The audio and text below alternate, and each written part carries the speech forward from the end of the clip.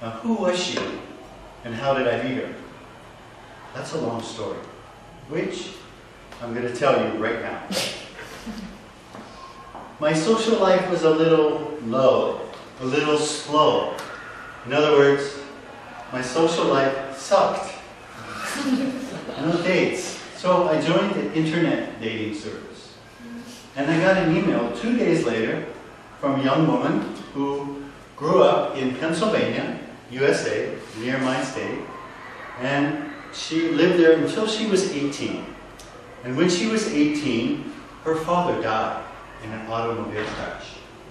So she had to go to Nigeria to be with her sister, who married a Nigerian man who was abusing her.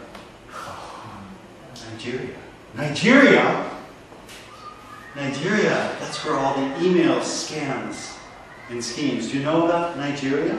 Yeah. They try to cheat you with your money. So I was a little bit skeptical. Oh, Nigeria? And then I looked at her picture.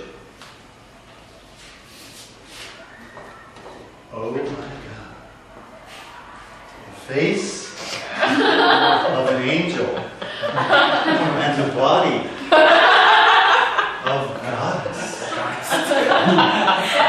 So then I thought, well, maybe it's not a scam, maybe it's for real, and maybe I should try. And what do I have to lose? So I wrote an email to her, and she wrote to me, and I wrote to her, and she wrote to me, and I wrote to her, and she wrote to me saying, I love you. So madly in love. After 3 emails from me, she said, I love you so much. It's very obvious what was going on. She was a very intelligent woman. Very perceptive. After only 3 emails, she could see that I was a man of great value. But still, I was a little bit skeptical. Nigeria. So I said, please send me some proof. How do I know you're not some old man in the basement, you know? You just found a picture. So she sent me another picture. Hi, Frank. Hi, Frank.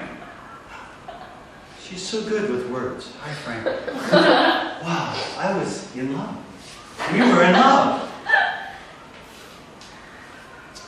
But we had some problems. Because her English was a little strange. She would say things that a normal native speaker wouldn't say. And I know, I'm an English teacher. For example, she would say, your view and my view of this plan is totally opposite, different, not the same. Doesn't sound like a native speaker. So then I knew what's going on, right? She had trauma when she was 18, and she moved to a new country, and completely changed her mind. In other words, she was a very flexible woman. I want a woman like that, who's flexible, who can change her mind and mold her personality to my personality. And I'll mold to her, and we'll be together like that. And she used to write me beautiful poems and things on the email that when I Googled, I found other people had in their emails. And it made me really angry that people would steal Lola's emails. She wanted me to send her, she wanted to come to Korea to visit me. And she said, please send me the money.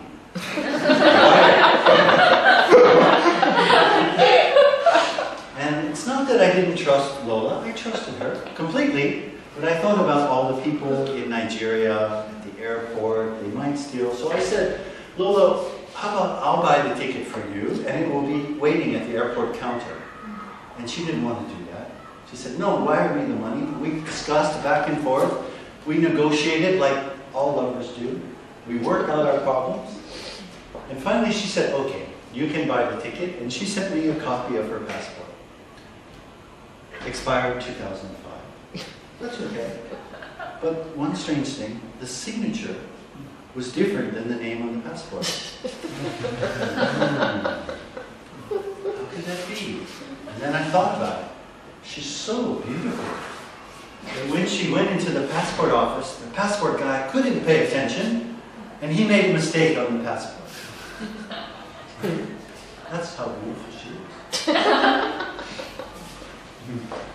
She updated her passport, 2010. Looked at it. Again, the signature was different. Probably that same guy. He's lusting. He's thinking, wow, she's so sexy. I'm jealous. Anyway, I called the Turkish Airlines to make a reservation. And I asked him, well, listen, if I make the reservation and the ticket is at the office, can she take the ticket and get the money? Of course not Lola, but somebody else.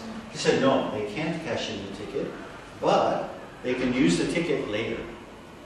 Again, I'm thinking, I don't trust her friends, the airport office guy, so I decided I did something really bad. I didn't make the reservation. I didn't buy the ticket, but I wrote to Lola, the ticket is waiting for you. Kind of test of our love. The flight was at 1 o'clock in the morning on Tuesday, and 11 p.m. I'm waiting by the computer, ready to send the money.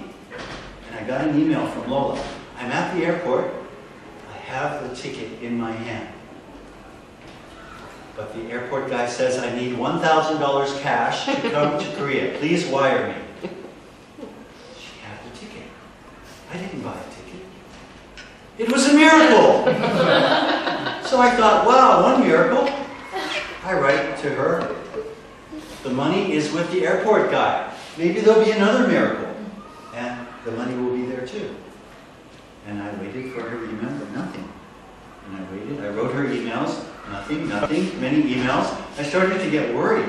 Like, what happened to my Lola? And finally then I realized what had happened. I had lost my chance. She had given up because I didn't trust enough. And I was very sad, very depressed. And I wrote to Lola. Lola, I'm very sad and I'm thinking about the unthinkable. I'm thinking about killing myself. And she immediately wrote me back. She said, Frank, do you have a will? That's what I liked about her. Very practical. Even in the face of tragedy, she was very practical. She said, Frank, it's very, inconsiderate to kill yourself without a will. And then I realized what I had to do, what I could do. Even though I couldn't be with Lola in this life, in body, I could express my love for her through my spirit. Dear Lola Williams, this is to inform you of the death of Mr. Frank Lev. Mr. Lev tragically lost his life 3 days ago on October 27, 2010. Mr. Lev was a man of great wealth, and apparently he cared about you a great deal. He created a will in his final days, and he left half of his money to you. The total in US dollars comes to $245,000. The money is yours. However, before you can claim the money, you will have to pay some small legal fee associated with your part of the estate. Once you get the money from his estate, you will get your money back many times. Please send a check for $1,000 to this account, attorney La-Di-Da, at account number 2331-3345-329 Rory Bank, and we will process the estate as quickly as possible, perhaps as early as November 3rd, 2010.